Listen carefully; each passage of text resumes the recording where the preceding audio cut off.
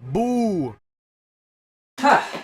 Alright, script for my next video is done. Time to start filming. Huh. I wonder who that could be. Wait, who am I talking to right now? Whatever.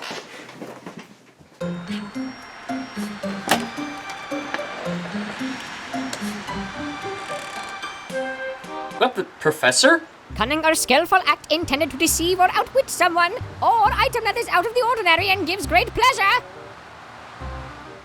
You mean trick or treat? I know what I said. Now give me some tooth-decaying chocolatey type foods. Wait, hold on.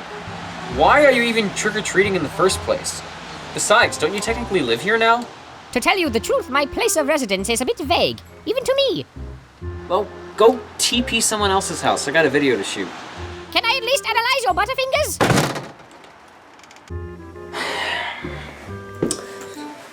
We don't even get trick-or-treaters around here.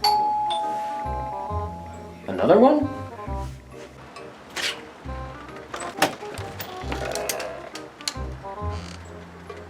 Oh, it's you. Do you have any candy? Comfort Penguin, I don't have time for trick-or-treaters. I have to shoot my next review. What do you even need candy for anyway? I'm a comfort penguin. I need comfort food. But you're just a giant plush doll. We gotta eat too, you know. Sorry, but I gotta go. There's a 7-Eleven down the street from here. They can hook you up. Are you showing signs of prejudice against penguins? Dadgummit! I can never get anything done around here. Won't somebody just give me a break for once? For crying out loud! For the last time, I don't have any candy, so take your little grocery bag and mooch off of someone else's property.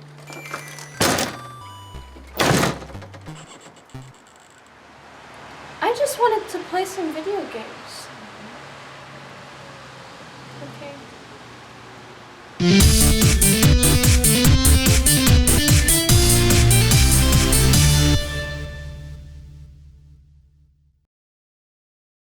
Okay, I think I can actually start filming now. Anyway, oh, hello! Welcome back, everybody! So, it's Halloween again, and like most other people my age, I'm either partying with friends, vandalizing private property, eating all the candy in the bowl before the trick-or-treaters can come to the house, or doing absolutely nothing.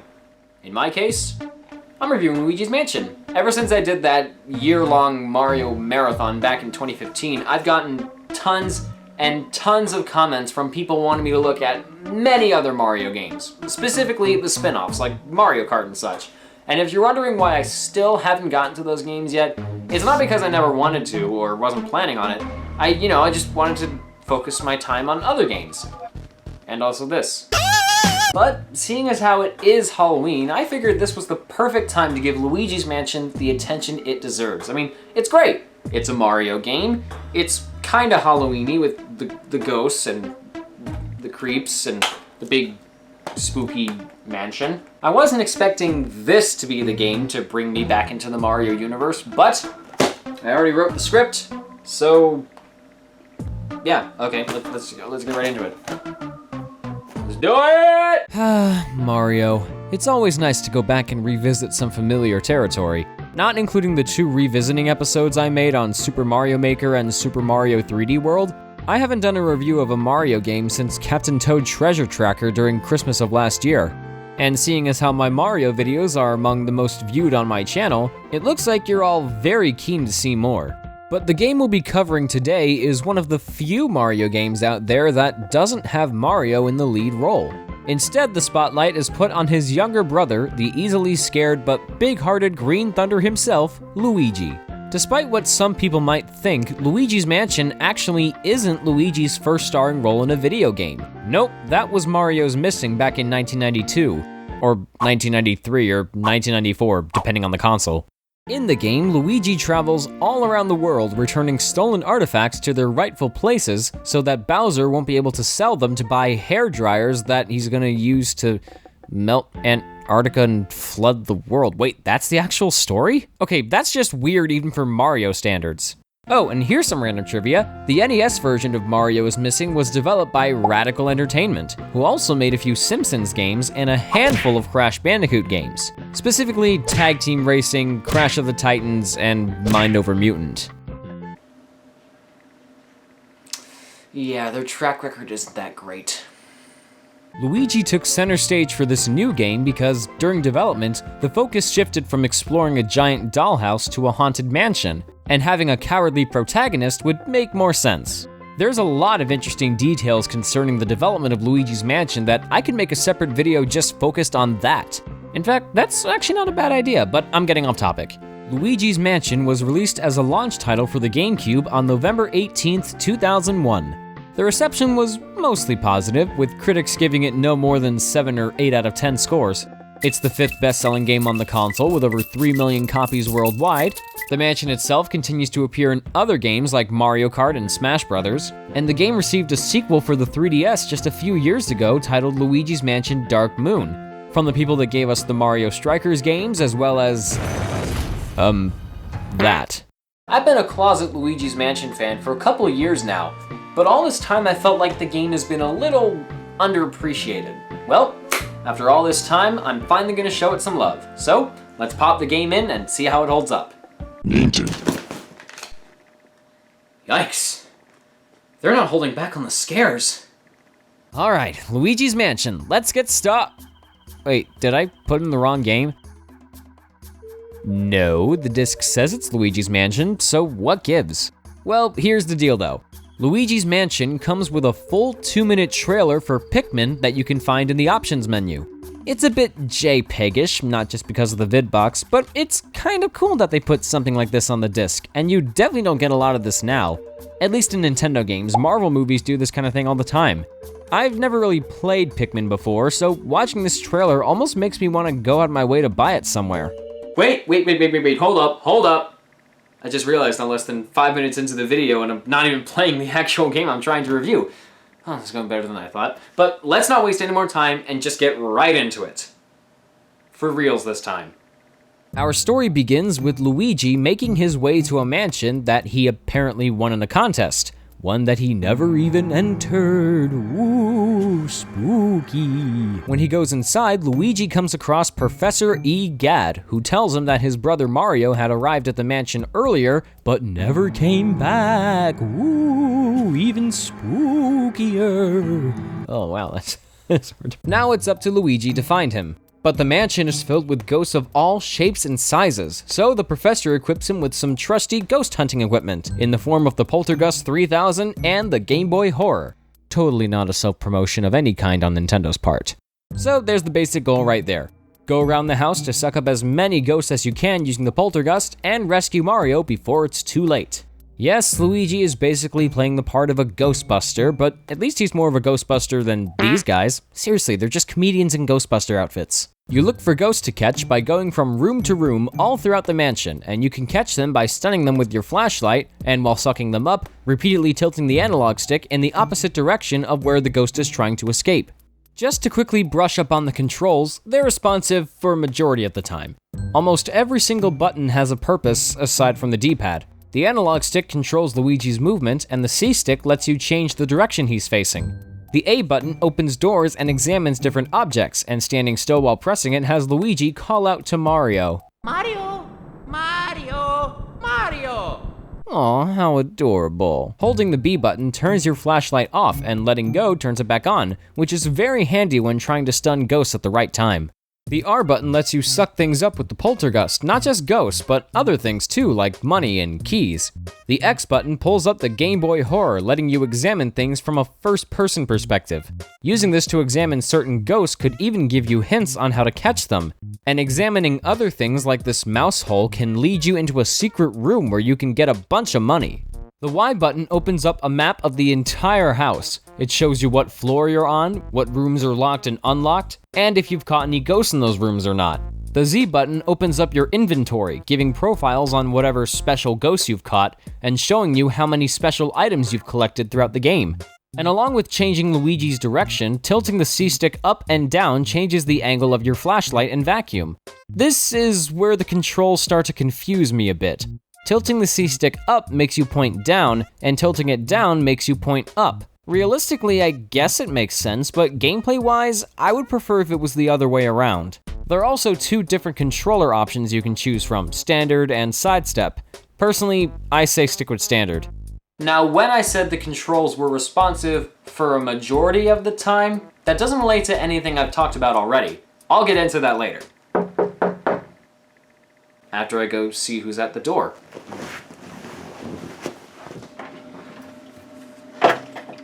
Hey, Mark. Audrey! Hey! Hey, what are you doing here? Well, first of all, I forgive you for slamming the door in my face and yelling at me. Oh, sorry. Halloween just gets me all worked up, you know? Right.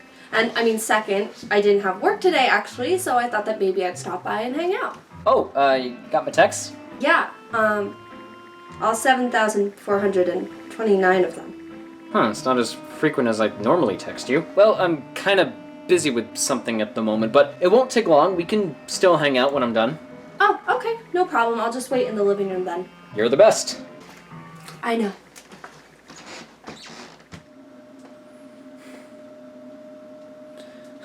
Yes, I do have friends. Now, what was I talking about before? Ah, well, let's just move on. When you're not catching ghosts, you may find some cash. Money comes in the form of coins, bills, and even gold bars. You might also come across some valuable gems, including diamonds, rubies, emeralds, and sapphire. Examining objects like chests and cabinets can make these appear, but there are also things like keys to open doors in the house, mini mushrooms that shrink you and prevent you from using your poltergust, or hearts to replenish your health. Hey, Mark. Who are you talking to? I don't know. Those hearts will especially come in handy because some of these ghosts won't let themselves get caught so easily. It should be common knowledge at this point that if you try to fight a ghost, the ghost will fight back. Unless they're one of the blue ghosts that are too fast to catch and give you a lot of money if you manage to catch them. Aside from that, there are ghosts who will punch you, grab you, throw bombs at you, come at you with spears, or throw their own bones at you.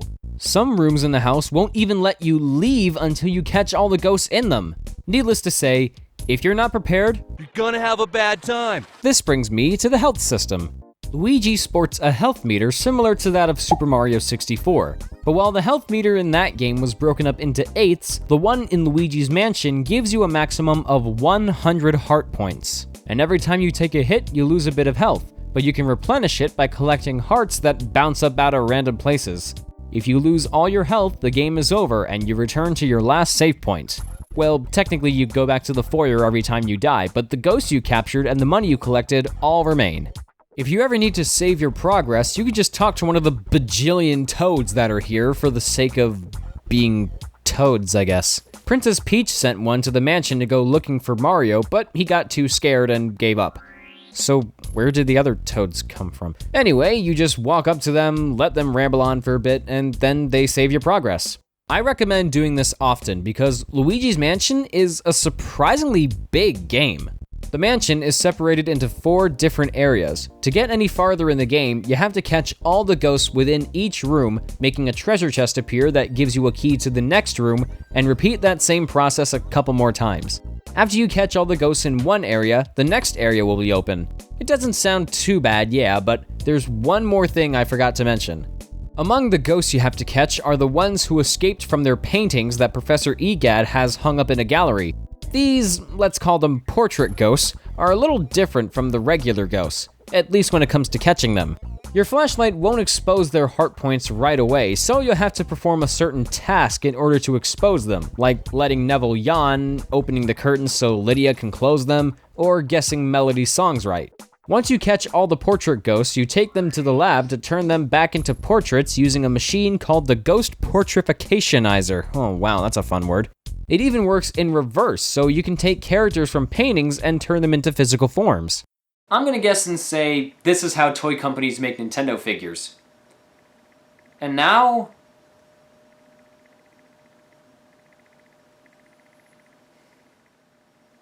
somebody needs to make it happen. Portrait ghosts are just a little more annoying to catch than normal ghosts. There are always those moments when you have a ghost on the ropes, just to have them break away when their health goes down to just 1 heart point left. And with the portrait ghosts, it's not much better. Sure, they're all unique in their designs and character traits, but when they throw you a curveball, they can either come off as really charming or completely obnoxious. I should know a thing or two about obnoxious. I can never figure out how to catch these 2 ghosts dancing in the ballroom. It just seems random every time I play it. This hide and seek game you play with the twins is a real pain in the butt too. You have to find which boxes have the twins in them, but if you get it wrong, you have to leave the room, come back, and try it again. There's no clear pattern as to where they might be hiding. It's completely luck-based, and I failed multiple times throughout each playthrough. But regular ghost and portrait ghosts aren't the only spirits lurking about, because once we get to the second area, things start getting a little interesting. Luigi accidentally releases a whole bunch of boos along with their leader King Boo. Not this King Boo, this King Boo. This thing here, that is not King Boo. This is a Boo with a crown. Nintendo just can't seem to get it right these days, can they? Professor Egad believes that the Boos are responsible for Mario's disappearance. And they are. They turn Mario into a painting. Which is kind of ironic, seeing as how he's used to jumping through them. Well, since Boos are stronger when they travel in groups, he comes up with the idea for us to catch them one at a time to slowly weaken them. So now, along with catching normal ghosts and portrait ghosts, we have to catch Boos too, and there's 50 of them, so watch out. But where do we find them? They're literally all over the place. The Boo radar lets us know when there's a Boo around, but it only lights up in rooms that have already been cleared of ghosts. If it's blue, then there's no Boo. If it's yellow, then there is a Boo. And if it's red, that means we're close. They normally hide in parts of the room that can be examined normally. That is, if they don't trick you by letting out a bomb or a Boo ball. Catching Boos was always one of my least favorite parts of the game. They're harder to catch than the normal ghosts, and they never stay in the same place. Unlike the other ghosts, Boos can actually leave the rooms you find them in, and when you go find them, sure, you might be able to catch them again, but sometimes they can flee into a room that you haven't even unlocked yet, meaning you won't be able to catch them until much later on. And even that can change sporadically, because Boos will sometimes switch locations while you're already hunting down other Boos, meaning there's a very strong chance that when you finally get into the room that those Boos you tried to catch earlier fled into, they won't be there anymore. Trying to catch the Boos can lead to Super Mario Sunshine levels of frustration, but at least you don't have to catch all of them in order to beat the game. And look, you get a shiny gold gem if you do go out of your way to catch them all.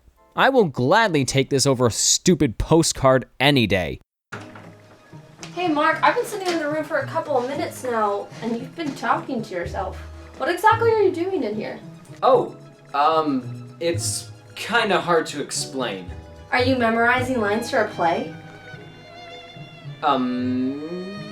Sure, let's go with that. Awesome. Okay, well, I'll be in the living room if you need me. When do I ever not need you? Oh, stop. Come on, Mika, let's go.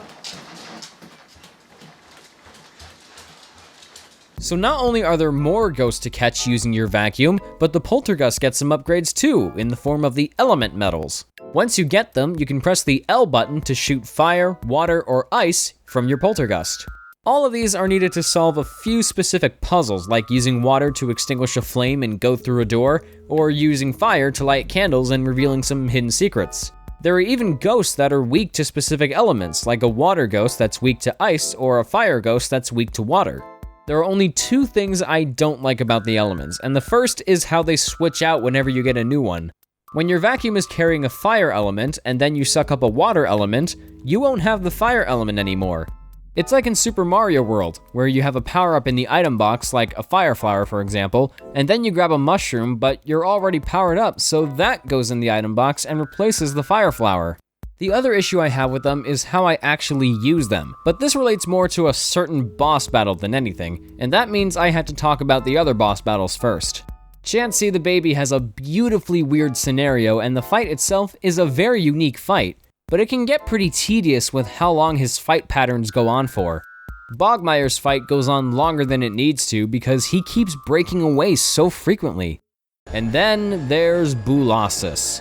This is where my other issue with the element medals comes in, but we're gonna hold off on that for another second because I have to talk about this disaster of a boss fight. A bunch of boos combined together into a giant boo that you'll need to lure into this unicorn statue to separate into smaller boos. Then you have to freeze them using the ice element and suck them up in order to win the battle. But here's what makes it so infuriating. The boos fly all over the place, making them harder to freeze. The camera focuses more on you when there are less boos in the area, not giving you enough room to see what direction the boos are going to fly in from to attack you. And this poltergust is so problematic when firing elements. Sometimes no matter how hard you tap or hold down the L button, it just seems like it fires whenever it wants to. So when a boo comes close enough for me to shoot it, it just won't work. Okay, I'm just gonna say this straight up, all right? Bulosus is not only the absolute worst boss in the whole game. No joke. He's also the worst boss in the entire Mario franchise.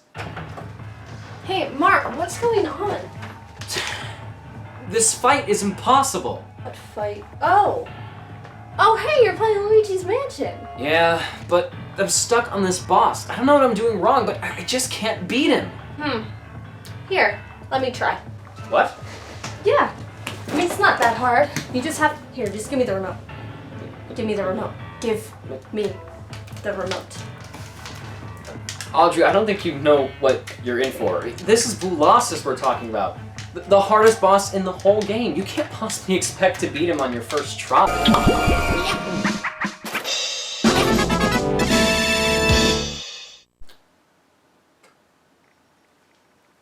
Well, that wasn't so hard. You are the most amazing human being on this earth. You always tell me that.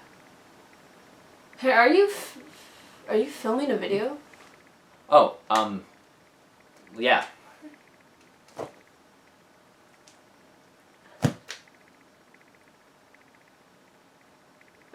Okay. Okay, what?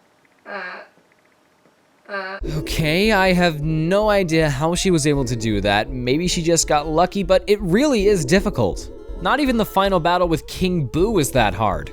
King Boo gave me such a rough time when I was younger, but now, for the most part, I think it's pretty simple. He's inside a Bowser costume, and all you have to do is blow its head off and suck him up as much as you can. Maybe it's only hard if you don't know how to dodge the Bowser head's freezing attacks, but I still didn't find it that hard. At least not after Bulosus. So after you suck him up, you grab Mario's painting, take it to the lab, and reverse the polarity of the ghost portrificationizer to turn him back to normal. Then, after the credits roll, we see that Professor E. Gadd uses the money you collected on your mission to build a new mansion where the old one used to be. The kind of mansion you get depends on how much money you get, but who cares? Luigi gets his own house. That's a great enough reward no matter what kind of house you get.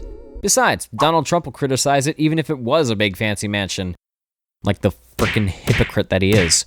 15 years after its release, I would definitely consider Luigi's Mansion to be one of the GameCube's better launch titles. But if you asked me to recommend a lesser-known Mario game, I'd advise you to approach this game with caution. One big thing that can make playing it so annoying is when you have to catch multiple ghosts at once.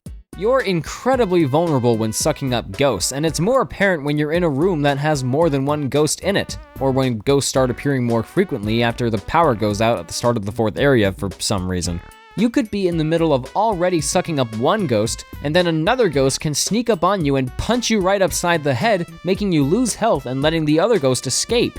But despite that, along with it being a bit too long for the kind of game it is, I did have a good time with it overall. I've heard people complain that it's too different from the other Mario games, but by that logic, why aren't we criticizing the Mario Party games for being too different? I mean, just because a game is different doesn't mean it's bad. But you can't deny, Luigi's Mansion packs a great atmosphere.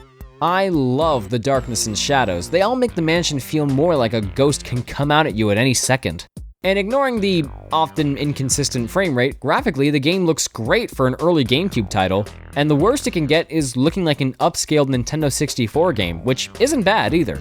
Luigi's character model reminds me a lot of something made by Aardman, you know, like Wallace and Gromit or Chicken Run. It's mostly just the mouth. Not including some jingles you hear when talking to toads or finding keys, the soundtrack is incredibly minimalistic.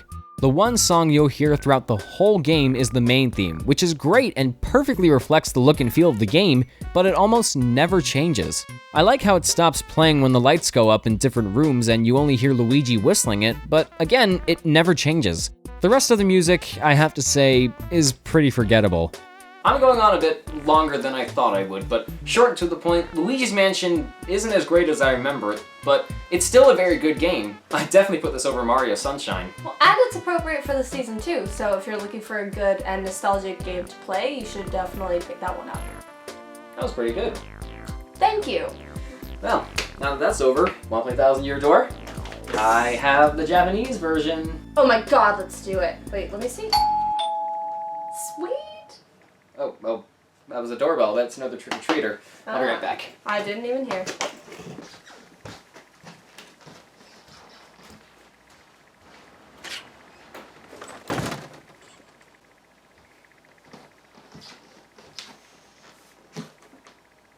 Hey Mark, what's in the box? I don't know, I don't recognize the address.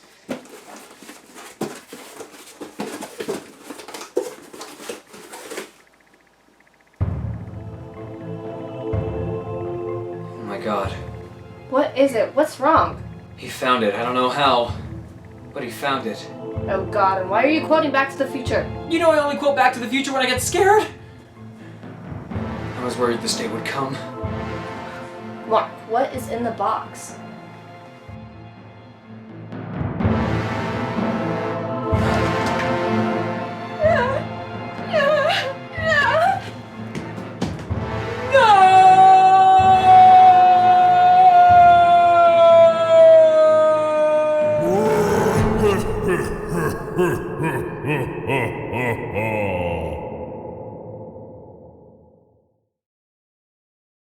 Hey, thank you all so much for watching this video. Sorry, Wanna do that again? I Alright. didn't realize.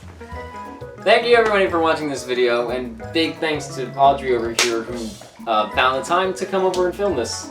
Yeah, that's Which- really hard for me, by the way. It's really convenient because I already wrote the script, and if you couldn't do it, then you'd be kind of pointless. Ghost. It would be a ghost. With me. I would replace you with a ghost, Or right? Mika would replace me. His Oh dog. yeah. I Yeah. just puppet mouth. We're very similar, so I don't think it would be too much of a difference at all. Right, Mika? She said yes. Yeah, the was silence. her. The silence means yes. She was staring. Anyway, wait, what was I gonna say? Oh, right.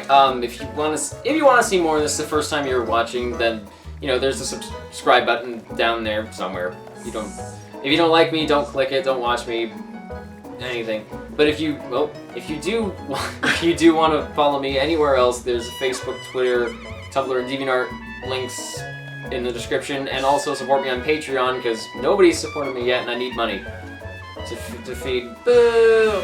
I need money to feed people like this right here. Yeah, think of someone other than yourself. Just kidding. I'm sorry. That's not a good. That's not a. I'm kidding. She's generally a very nice person. Clearly. Right. Okay. Yeah, I think that'll be it.